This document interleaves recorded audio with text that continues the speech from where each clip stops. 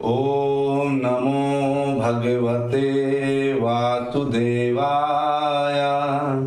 ओम नमो भगवते वासुदेवाय। ओम नमो भगवते वासुदेवाय। नारायणं नमस्कृत्य नरं चैव नरोत्तमं देवीं सरस्वती व्यासं ततो जयमुदीरयेत्। नष्टप्रायेषु अभद्रेषु नित्यं भागवत सेवया भगवती उत्तमा श्लोके भक्तिर्भवति नैष्ठिकी। ॐ अज्ञानतिमिरान्धस्य ज्ञानजनशलाकया चक्षुर्मीलितं येन तस्मै श्रीगुरुवे नमः। श्रीचैतन्यमनोभीष्टं स्थापितं येन भूतले स्वयं रूपः कदा मह्यं ददाति स्वपदान्तिकम्। वन्देऽहं श्रीगुरु श्रीयुतापदकमलं श्रीगुरून् वैष्णवांश्च श्रीरूपं साग्रजातं सहगण रघुनाथान्वितं तं सजीवं साद्वैतं सावधूतं परिजनसहितं कृष्ण चैतन्य देवं श्री राधा कृष्ण पादान् सहगण ललिता श्री विशाखान्वितांश्च। हे कृष्ण करुणा सिंधु दीन बंधु जगतपते गोपेश गोपिका कांता राधा कांत नमोस्तुते। तप्त कांचन गौरांगी राधे वृंदावनेश्वरी वृषभानुसुते देवी प्रणमामि हरि प्रिये। वाञ्छाकल्पतरुभ्यश्च कृपा सिन्धुभ्यैव च पतितानां पावनेभ्यो वैष्णवेभ्यो नमो नमः। जय श्री कृष्ण चैतन्य प्रभो नित्यानंदा श्री अद्वैत गदाधर श्रीवास आदि गौर भक्तवृंदा। हरे कृष्णा कृष्णा कृष्णा हरे हरे हरे राम राम राम हरे हरे। हरे कृष्णा कृष्णा कृष्णा हरे हरे हरे राम राम राम हरे हरे। हरे कृष्णा कृष्ण कृष्णा हरे हरे हरे राम राम राम हरे हरे। हरे कृष्णा। आज सभी प्यारे प्यारे भक्तों का नित्य भागवत कथा में बहुत बहुत स्वागत है। तो आज की भागवत कथा में बड़ा अच्छा सा टॉपिक लिया गया है। वो टॉपिक क्या है कि देखिए, जब व्यक्ति सुबह उठता है, सुबह उठने से लेकर के सुबह फिर दोपहर फिर शाम फिर रात, इतने समय तक जो वो साइकिल में चक्र में रहता है तो नाना प्रकार के सुख या दुख का अनुभव करता है। ऐसा नहीं कि वो जो है केवल सुखी सुख का अनुभव करता रहता है या दुखी दुख का अनुभव करता रहता है। वो कई प्रकार के सुख का भी अनुभव करता है और दुख का भी अनुभव करता है। तो हमें ये पता हो अगर कि आखिरकार हम क्यों कभी दुख मिलता है कभी सुख, तो कुछ ऐसा हो कि मुझे ये दुख खत्म करने का सलूशन मिल जाए और केवल सुख कैसे प्राप्त कर सकते हैं, अगर ये ज्ञान प्राप्त हो जाए तो फिर हम तो आजीवन सुखी बने रहेंगे, है ना। कभी ऐसा कोई समय आएगा जब हम दुखी रहेंगे? नहीं रहेंगे। तो आज हम वही चीज सीखने वाले हैं। तो जो लोग कहते हैं भाई सबसे पहले इंसान को दुख होता है ना, व्यक्ति दुखी रहता है ना। क्यों दुखी रहता है ये आज तक कुछ पता है? हम तो लगातार प्रयास सुख के लिए कर रहे हैं, तो हमें दुख क्यों हो रहा है? अगर हम प्रयास सुख के लिए कर रहे हैं तो हमको दुख क्यों हो रहा है? अगर अपने मन से दुख सुख आ रहा है या अपने मन से दुख आ रहा है तो क्या अपने मन से सुख नहीं आ सकता? ये प्रश्न है बड़े महत्वपूर्ण, जिनमें हम आज चर्चा करने वाले। क्या करने से ऑटोमेटिकली सुख आ जाए? देखिए, दुख तो जो है अपने मन से आ रहा है, लेकिन सुख के लिए हम दिन रात प्रयास करते रहते हैं। तो अगर हमें ये पता चल जाए कि दुख क्यों हो रहा है तो हम उसको हत्या कर सकते, खत्म कर सकते हैं। तो उसके पीछे कुछ रीजन हो सकते हैं, चले चलते हैं उन रीजन्स में। हम सुबह उठते हैं और लगातार जो है एक विषय को सोचते रहते हैं कि किसी प्रकार से मुझे ये पैसे मिल जाए, लक्ष्मी मिल जाए। लक्ष्मी की प्राप्ति के लिए हम भागते रहते हैं, हम दुनिया में और दिन रात लक्ष्मी की प्राप्ति के लिए ही भाग रहे हैं। तो देखिए ये साइकिल है, आपको ये क्या बता रहा है, ये साइकिल है। और इस साइकिल में आप जितना भागेंगे round and round, round and round, round and round, उसमें क्या है, आपके इस्तेमाल क्या हो रहा है, पैर इस्तेमाल हो रहे हैं। यानी पैर को क्या बोलते हैं, चंचल। पैर कैसा है, कभी भी स्थिर नहीं रहता। जो पैर दिए भगवान ने वो कभी स्थिर नहीं रहते, वो दौड़ते रहते हैं, दौड़ते रहते हैं, सर सर सर सर सर सर सर धाए धाए दौड़ रहते हैं, देखिए। और बहुत स्पीड से दौड़ने के कारण क्या होता है, वो पूरे जब दौड़ते हैं तो हम थकते जाते हैं और भागते जाते हैं। लेकिन जिस तरह से एक घोड़ा होता है ना, उसके आगे थोड़ा सा एक गाजर लटका दीजिए और उस गाजर को देख करके घोड़ा दौड़ता है, दौड़ता है, दौड़ता है, लेकिन वो गाजर प्राप्त नहीं कर पाता और उसकी मृत्यु हो जाती है।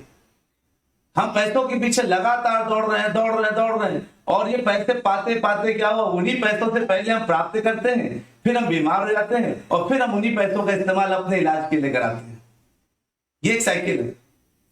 तो इसको भागते भागते व्यक्ति ये भूल जाता है कि वो कभी इस सीरीज में भी आता है, जिसमें क्या है, उसके जो है जन्म हो रहे हैं, उसकी मृत्यु हो रही है, फिर से उसके जन्म हो रहे हैं और फिर से मृत्यु हो रही है। तो जो पैसों के पीछे भागता रहता है उसके पैर क्या होते हैं, कभी रुकते नहीं है, दौड़ते रहते हैं। और उन दौड़ने के चक्कर में वो अगले जन्म में घोड़े जैसा बन जाता है, भागते भागते भागते भागते, या तो गर्दभ जैसा कार्य करते करते गर्दभ बन जाता है। ये स्थिति है। ये शास्त्र बोलते हैं, हमारे प्रभुपाद जी बोलते हैं। प्रभुपाद जी से एक व्यक्ति ने पूछा कि मेरे पास समय नहीं है। पत्रकार बोलता है मैं तो दिन रात काम करता हूं, मुझे बहुत बिल्कुल टाइम नहीं है। तो प्रभुपाद जी कहते हैं अच्छा तुम दिन रात कार्य करते हो वो तो ठीक है, लेकिन जो है तो तुम तो गर्दभ और तुम्हें कोई अंतर नहीं रह गया, गर्दभ भी दिन रात कार्य कर सकता है। अब वो चुप हो गया। लेकिन प्रभुपाद जी श्रेष्ठ है, बहुत उत्तम है, वो बोल सकते हैं, हम आप नहीं बोल सकते। तो जो है ये जो हमारे प्रयास है लगातार जो हम करने वाले, वो किनके द्वारा हो रहे हैं, देखिए वो पैरों के द्वारा। ये जो हम दौड़ रहे हैं, लगातार दौड़ भाग कर रहे हैं ना, दौड़ते जा रहे हैं, दौड़ते जा रहे हैं। ये जो दौड़ भाग की प्रक्रिया है ये रुक नहीं रही। तो इसी उसमें आज एक श्लोक है भागवतम का। वो श्लोक क्या है, 2.10.25। 2.10.25 क्या कह रहे हैं इसमें, कहते हैं गतिम जिगीषतः पादौ रुरुहातेभिकामिकाम् पद्भ्याम यज्ञः स्वयं हव्यम कर्मभिः क्रियते नृभिः। मेरे साथ पढ़िए, गतिम जिगीषतः पादौ रुरुहातेभिकामिकाम् पद्भ्याम यज्ञः स्वयं हव्यम कर्मभिः क्रियते नृभिः। क्या बढ़िया बात भगवान ने इधर करी। कहते हैं गतिम चाल, निगीषता इच्छा करने पर, पादव दो पांव, रुरुहाते, रुरुहाते मतलब प्रकट होते हैं, अभिकामिकाम, अभिकामिकाम सार्थक, पद्भ्याम पांव से, यज्ञ भगवान विष्णु, स्वयं क्या कहते हैं, स्वयं हव्यम कर्तव्य कर्म भी अपने कर्म से, क्रियते कराता है निर्भी विभिन्न मनुष्यों द्वारा। तत्पश्चात इधर उधर चलना मतलब चलने के लिए को नियंत्रित करने की इच्छा से उनकी टांगें प्रकट हुई और टांगों से उनके अधिष्ठाता देव विष्णु की उत्पत्ति हुई। विष्णु है ना, विष्णु जी ने सबसे कठिन जगह अपने जो है कंट्रोल ले रखा है। आप देखना पैर लगातार चलते रहते हैं, धाड़ धाड़, इधर चलेंगे उधर चलेंगे, इधर भागेंगे उधर भागेंगे। तो जो उन्होंने क्या किया, कहते हैं उस देव को कहते हैं उसके लिए विष्णु की उत्पत्ति हुई। आप देखिए दुनिया में क्या कोई व्यक्ति ऐसा है जो थमा हुआ है, रुका है, वो लगातार दौड़ रहा है। आप देखिए जितने व्यक्ति आप देखेंगे ना वो लगातार बस दौड़े जा रहे हैं, दौड़े जा रहे हैं। तो मैंने अभी आपको एक दिखा था ना, किस चीज के लिए दौड़ रहे हैं, अलग अलग इच्छाओं के लिए दौड़ रहे हैं। जैसे अभी आपको मैंने दिखाया, इसके लिए दौड़ रहे हैं, देखिए पैसों के लिए दौड़ रहे हैं, इच्छाओं की पूर्ति के लिए दौड़ रहे हैं, कभी कभी अपने मान सम्मान के लिए दौड़ रहे हैं, कभी अपने अहंकार के लिए दौड़ रहे हैं, अरे मैं इससे नीचे नहीं जा सकता इसके लिए दौड़ रहे हैं, है ना। तो कहते हैं इस काल की स्वयं विष्णु द्वारा निगरानी करने से भी सभी प्रकार के मनुष्य अपने अपने निर्धारित यज्ञों में संलग्न हैं। अब सोचिए सारे मनुष्य क्या है, जो जितने मनुष्य कहते हैं वो अपने अपने निर्धारित यज्ञों में, तो निर्धारित यज्ञ क्या है यहाँ पर? ये कर्म है हमारे। आप ऑफिस जाना, बिजनेस के लिए जाना, अलग अलग जगह पर ऐसे जाना, वो हमारे निर्धारित कर्म है। तो इसमें जो है अब भगवान ने बोला कि ये कर्म तो है, लेकिन इन कर्मों से हम क्या करते हैं? अपने बिजनेस के लिए एक शहर से दूसरे शहर भागते हैं, दूसरे शहर से 10वें शहर भागते हैं, और कभी पैदल भागते हैं, कभी ट्रेन से भागते हैं, कभी बसों से भागते हैं। इसके तात्पर्य प्रभुपाद जी बहुत अच्छे से बोलते हैं, कहते हैं लोग व्यापार करने के लिए इधर सड़कों में भागते हैं, और इतना भागते हैं कि उनके पैर इतने भागते हैं कि भागते ही रहते हैं। इनको हमने क्या किया? और भाग किसके लिए रहे? बहुत बड़े कार्य के लिए नहीं, अपनी इंद्रियों की संतुष्टि के लिए भाग रहे हैं। 5 दिन पहले ऑफिस में भागेंगे, फिर 6वें दिन घर में आएंगे, घर में 6वें दिन 7वें दिन पत्नी बोले कि देखिए जी घर में रह रहे मैं बोर हो गई हूँ, अब कहीं घूमने चलना है, तो पत्नी को घुमाने के लिए भागेंगे, बच्चों को सामान दिलाने के लिए भागेंगे। ऐसा कोई सेकंड नहीं जब भागेंगे नहीं। इतनी स्थिति हो जाती है कि जब हम सपने में सोते हैं ना, तो हम सोते में भी भागते हैं। ये हम सोचते हैं हमारे पैसा कैसे अर्जन कर सके, है ना। अब देखिए जितने साइंटिस्ट हैं उनको देखिए दाढ़ी बढ़ जाते हैं, बाल बढ़ जाते हैं, जो कलाकार हैं वो भी ऐसी हालत में आ जाते हैं, इंजीनियर्स हैं, टेक्नीशियंस हैं, वो सब केवल क्या दिन रात केवल भागने का काम कर रहे हैं, केवल भागने का। तो जो है अभी आप लोग देखिए, आप सब लोग कौन है? भक्त हैं, तभी आप भाग नहीं रहे, आप स्थिर हो गए यहाँ पे कथा में। अभी आप स्थिर है ना, तो जो कथा में स्थिर हो गया वो स्थिर है। तो जो है अब वो भागा जा रहा है, अब भागते भागते क्या स्थिति हो गई कि जो है वो भूल गया कि वो चला किस लिए था, उसका मंजिल क्या था, लक्ष्य क्या था। तो जब अचानक आप क्या होते हैं, अगर मान लीजिए आप चल रहे हैं और अचानक वहां पर क्या हुआ, अंधेरा आ गया, तो आप दुखी हो जाते हैं, उजेला आया तो खुश हो जाते हैं।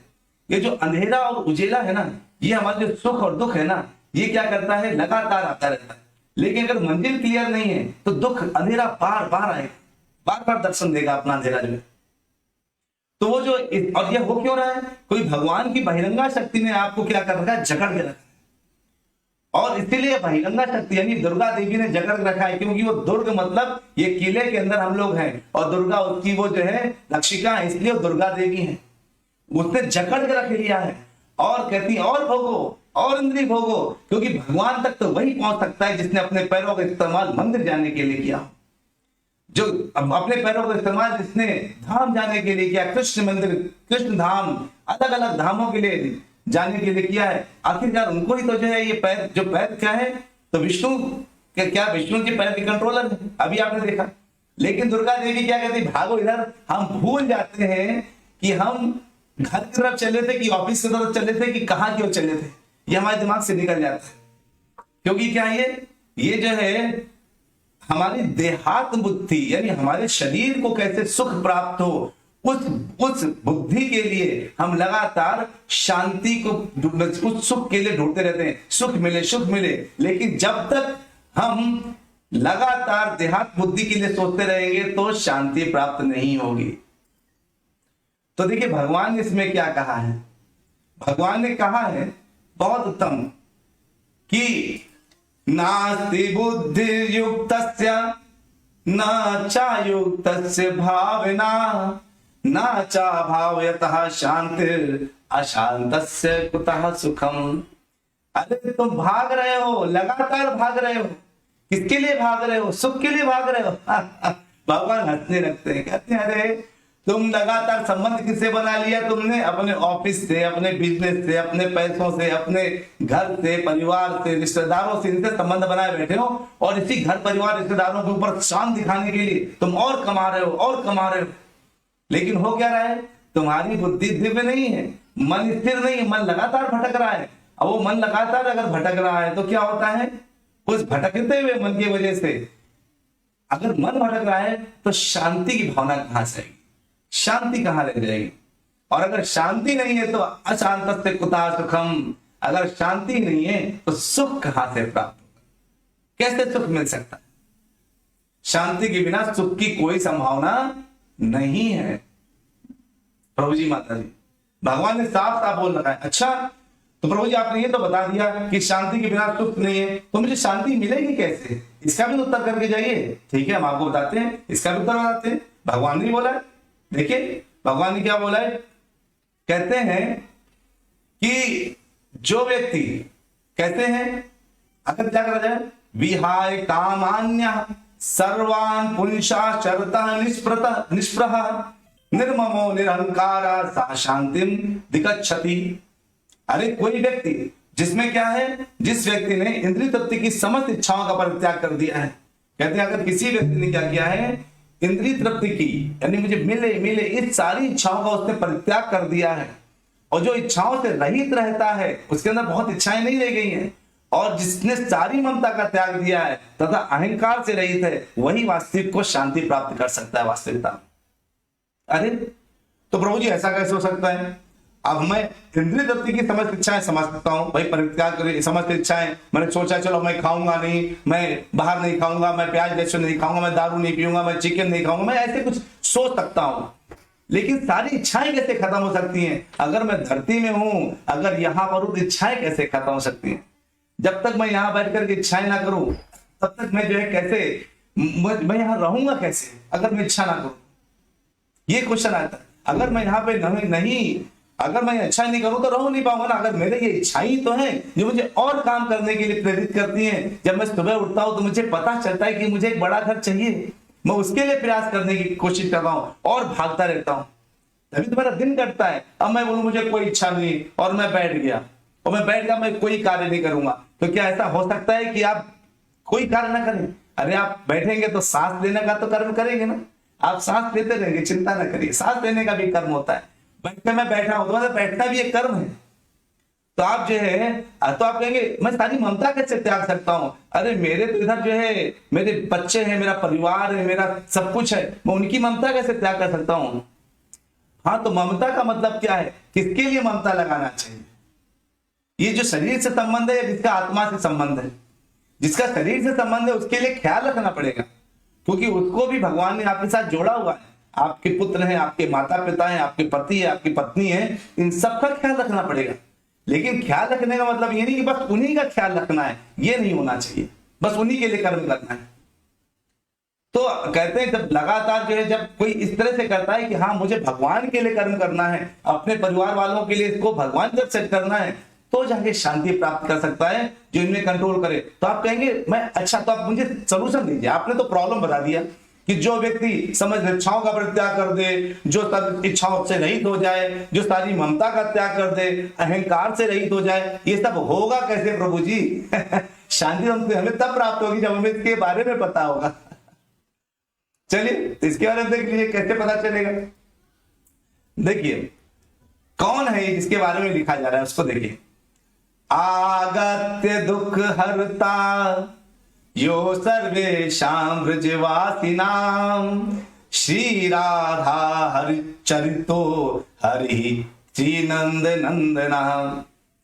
श्री राधा हरि चरितो हरि श्री नंद नंदना। वाह! आगत दुख हरता यो सर्वेशां व्रजवासिनां।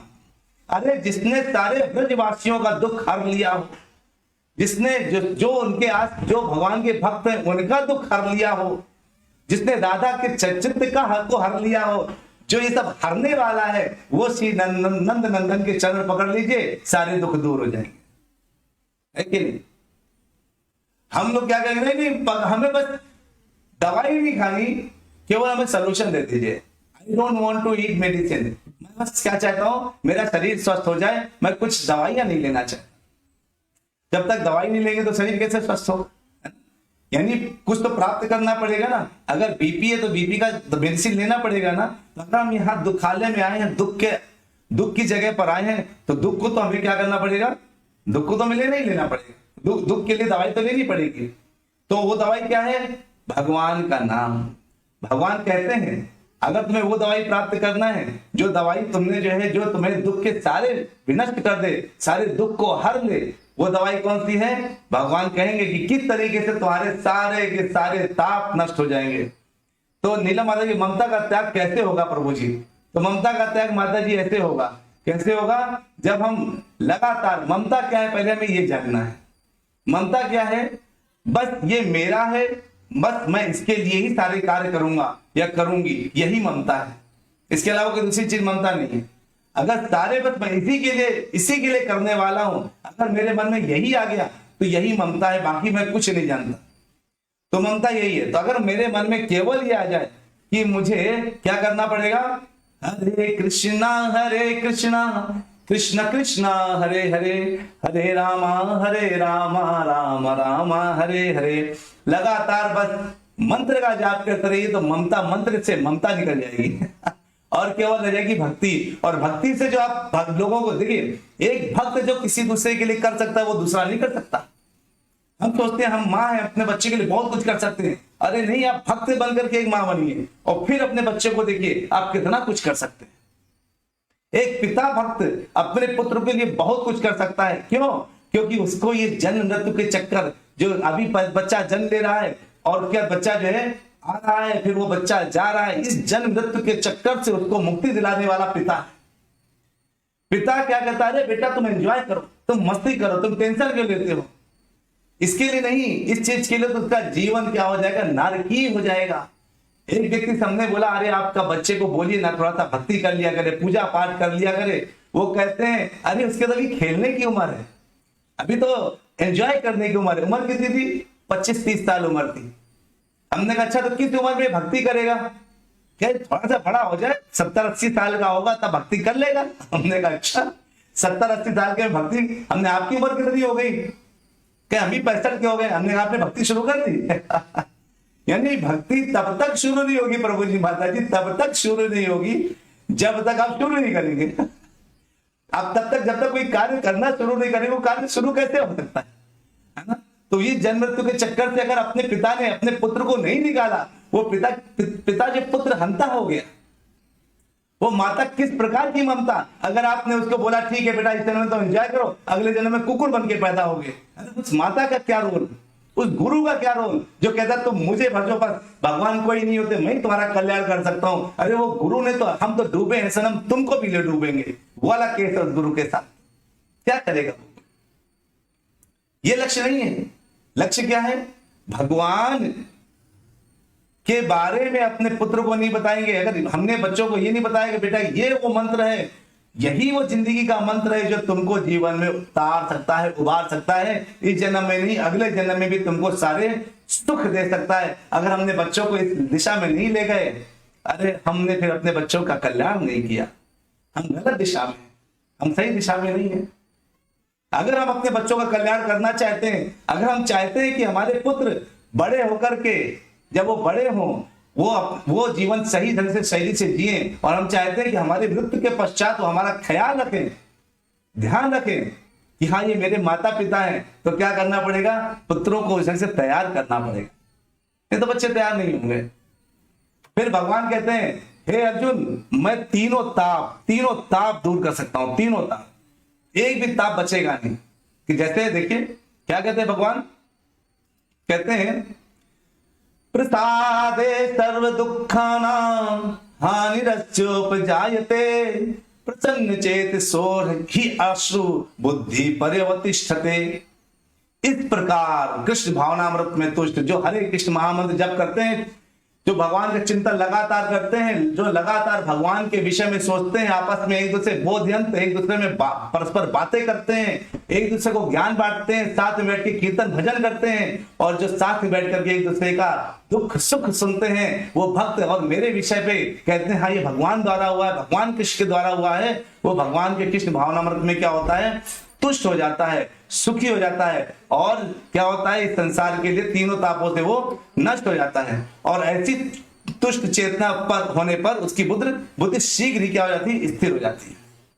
तो अगर बुद्धि उसकी स्थिर हो गई तो क्या होगा? अब आप थोड़ा सा पीछे चलते, रिवर्स गियर लेते हैं, ठीक है?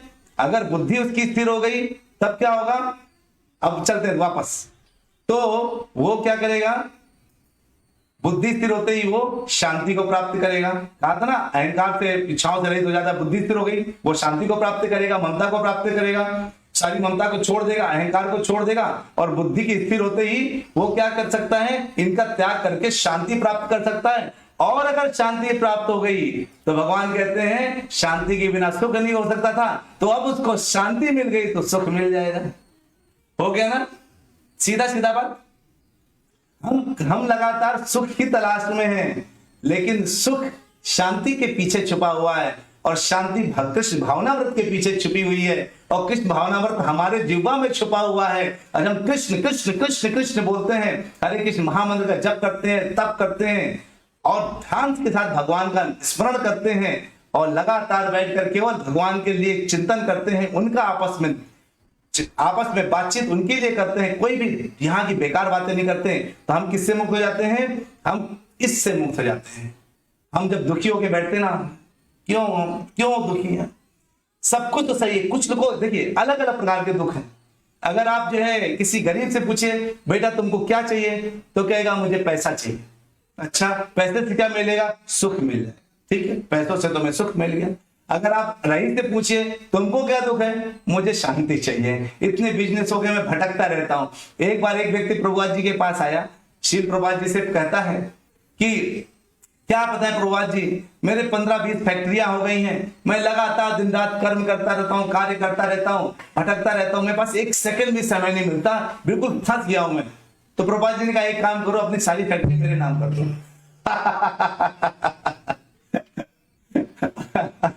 और मैं तुमसे मिलने आऊंगा।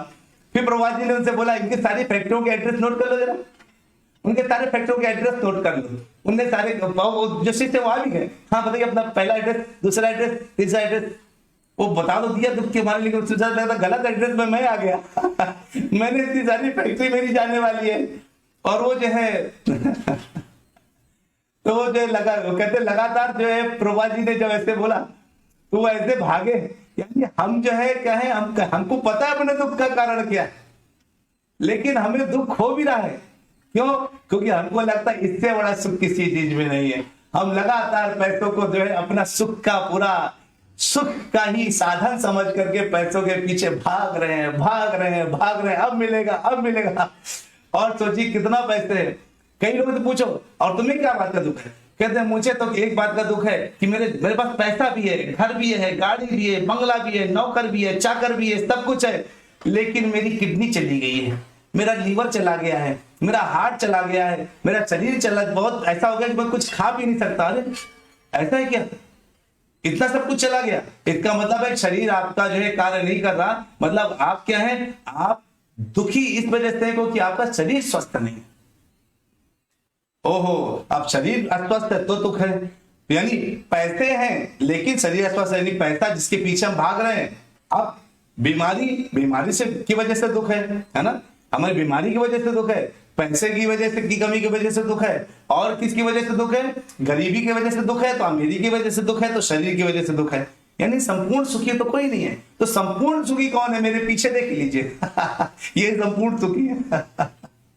भगवान के भक्त, भगवान चीख चीख के कह रहे हैं, क्या चीख चीख के कह रहे हैं? अरे अर्जुन, प्रसाद सर्व दुखा नाम, अरे सारे दुख हर करके मैं क्या देता हूं? सुख देता हूं, खुशी देता हूं। तुझे हानि रस्योपजायते, अरे किसी भी कीमत में उसके सारे कष्ट को, तीनों तापों को नष्ट कर देता हूं। आदि दैविक, आदि भौतिक और आध्यात्मिक, तीनों प्रकार के ताप नष्ट कर देता हूं। कोई देवता उसको तकलीफ दे सकता है, दुख दे सकता है, ना कोई जीव उसको दुख दे सकता है, ना मौसम दे सकता है, ना उसका शरीर उसको दुख दे सकता है। मतलब इनमें से कुछ भी चीज उसको दुख नहीं दे सकती है। तो फिर आखिरकार जब कोई भी चीज अगर दुख नहीं दे सकती है तो व्यक्ति मतलब पूरे ढंग सुख रह सकता है। यह है सुखी रहने का रहस्य। केवल और केवल अपने समय में, सारा समय केवल अपने इंद्रिय तृप्ति के लिए मत दीजिए, सारा समय केवल अपनी इच्छाओं की पूर्ति के लिए मत दीजिए, सारा समय केवल अपने परिवार के को बस इसको और खिला दूं और पिला दूं, इसमें मतलब यहाँ वो करना है, परिवार पालना है, लेकिन उनको भक्त बनाना है। ये जो है सोच करके आपको उनको पालन पोषण करना है। ये है सुख रहने का रहस्य। इसके अलावा कोई भी रहस्य नहीं है। अगर हम चाहें, हमें फिर किसी प्रकार का, भगवान साफ साफ कहते हैं कि अगर कोई मेरी शरण में आता है, अर्जुन घोषणा कर दो कि वो उसका नुकसान नहीं होगा। दुख इस बात का है, पता है किस बात का दुख है? इस बात का दुख है कि लोग जानते हैं, समझते हैं, लेकिन उसको अपने अभ्यास में नहीं लेकर के वो लगातार क्या करते रहते हैं? केवल और केवल बस अपनी इच्छाओं की पूर्ति, मेरी इच्छा की पूर्ति कैसे हो, मुझे क्या चाहिए, बस उसके लिए लेते हैं। भगवान को क्या चाहिए उसको नहीं चाहते। तो एक छोटा सा इसमें किसी के द्वारा लिखा, किसी भक्त द्वारा लिखा गया एक कविता सुनिए आप, छोटे 2-4 लाइनें। दुख की नगरी में सुख ढूंढे, कैसा पागल है ये जीव, भटक रहा संघर्ष कर रहा, खोद रहा खुद की ये नींव। अपनी नींव खुद खोद रहा है, भटक भटक करके प्रयासों के द्वारा, और अपनी खुद कफन, अपना गड्ढा खुद अपने लिए खोदता है इन प्रयासों के द्वारा। उसको लगता है वो खोद करके ऐसी जगह छुप जाएगा कि वो बच जाएगा। तो कहते हैं, क्यों सोचे तू बच पाएगा, क्यों सोचे तू बच पाएगा, कौन बचा यहां आज तक, जो तेरा है ही नहीं क्यों जता रहा उसमें तू हक। अरे भाई, जो तेरा है ही नहीं, मुझे लगता है ये परिवार मेरा है, ये बीवी मेरी है, ये बच्चा मेरा है, ये घर मेरा है, ये गाड़ी मेरा है। अरे जब तुरंत में से कुछ नहीं है, बस मैं और मेरा से इस धरती में काम नहीं चलने वाला। हम हर जगह जताते रहते हो क्या है, कभी बॉस के इशारे पे नाचते हैं, कभी हम अपनी पत्नी के नाचते हैं, पति के इशारे पे नाचते हैं, बच्चों के इशारे पे नाचते हैं, रिश्तेदारों के इशारे पे नाचते हैं। नाच ले थोड़ा, नाच रहा दिन रात यहाँ पर, उससे क्या तू पाता है, नाच ले थोड़ा उसके लिए भी जिससे तेरा नाता है। किससे तेरा नाता है बताओ, किससे नाता है? भगवान कहते हैं कि जितने जीव हैं वो मेरे अंश हैं। मम एवांशो जीव लोके जीव भूता सनातन, मेरे अंश हैं। अहम बीज प्रजापिता, तुम्हारा पिता मैं हूं, मेरे बीज से तुम पैदा हुए हो। भगवान चिल्ला चिल्ला के कह रहे हैं, अपना संबंध वो चिल्ला चिल्ला के बता रहे हैं। और हम क्या कर रहे हैं? हम आप के लिए ना नाचेंगे। आप हो क्या रहे? वो देखो, किसी से बोलो कि तुम ऐसा मत करो, देखो ऐसा नहीं करना चाहिए, तो कहते उसको देखो लो, वो भी तो ऐसा ही करता है। तो जो वो बिल्कुल हमने अच्छा तो सुबह उठना चाहिए। अरे आप सोचिए, ब्रह्म को पाने के लिए ब्रह्म मुहूर्त में जगना चाहिए कि नहीं? अगर ब्रह्म की प्राप्ति करना चाहते हैं तो ब्रह्म को पाना है, लेकिन तो ब्रह्म में जगना चाहिए। ब्रह्म को पाने के लिए ब्रह्म मुहूर्त में जगना, सिंपल। इसीलिए ब्रह्म मुहूर्त बनाया गया है। भगवान क्या कर रहे हैं? भगवान सुबह 4:30 बजे मंदिर में जग के खड़े रहते हैं, और हम क्या करते हैं? हम 10 बजे तक सोते रहते हैं। भगवान हमें अपने दर्शन देने के लिए जगते हैं और हम सोते रहते हैं, है ना? गलत, ये गड़बड़ है ना? भगवान जग रहे हैं और हम क्या कर रहे हैं? सो रहे। जो सोता है वो खोता है। तो कहते हैं, रात को जागे दिन को सोता, वह कैसी तेरी जीवन शैली है।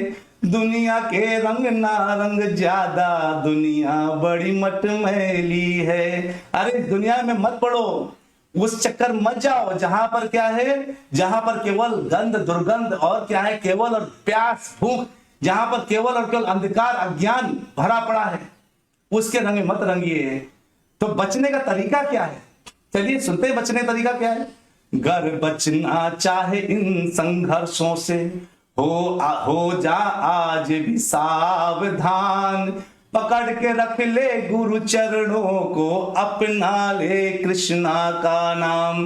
अरे ये कृष्णा का नाम अपना लीजिए, अपने मन से बच जाएंगे। गुरु के चरण पकड़ लीजिए, अपने मन से बच जाएंगे। और उनको भगवान का नाम लेकर के क्या करना है? दिन रात नाम का जाप करो, ओ दिन रात नाम का जाप करो, सेवा करो उनके कृष्ण व उनके भक्तों की, मुक्त हो जा इस भव बंधन से। और क्या करना है? छोड़ गुलामी अभक्तों की। अरे वो अभक्त कहते हैं, इधर चलो, अरे मेरे साथ दारू P low, cigarette P low, ये खा लो। अगर आप उनसे बोलिए भैया 1000 रुपए उधार दे दो, कहेंगे भैया पैसे नहीं मेरे पास। आपको अच्छा मुझे एक सिगरेट पिलाओगे? हाँ चलो 4 पिलाता हूं। यानी आपको बर्बाद करने के लिए वो अपने पैसे कितने भी खर्च कर देगा, लेकिन आपको बनाने के लिए 1 रुपए खर्च नहीं करेगा। ये है। तो क्या करना है?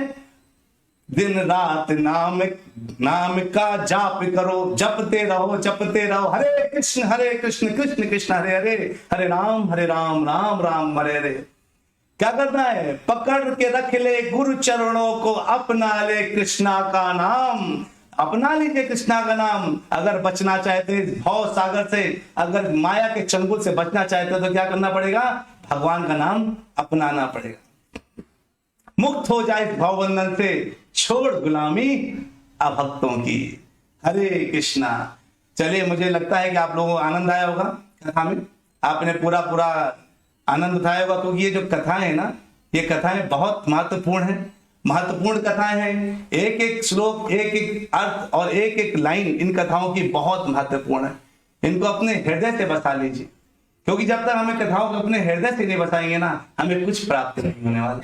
ये जो लास्ट में हमने आपको कविता सुनाई है, इसको ध्यान करिए कि इन कविताओं में एक एक शब्द हमारे अपने लिए है, उनको हमें अपने लिए धारण करना है। वांछा कल्पतरुभ्यश्च कृपा सिंधुभ्यैव च पतितानां पावनेभ्यो वैष्णवेभ्यो नमो नमः। जोरदार हरे कृष्ण महामंत्र के साथ बोलेंगे, हरे कृष्णा कृष्णा कृष्णा हरे हरे, हरे रामा राम राम हरे हरे। चलिए, मिलते हैं एक छोटे से ब्रेक के बाद कल फिर से नए श्लोक, नए टॉपिक और नए नए कथाओं के साथ। हरि बोल।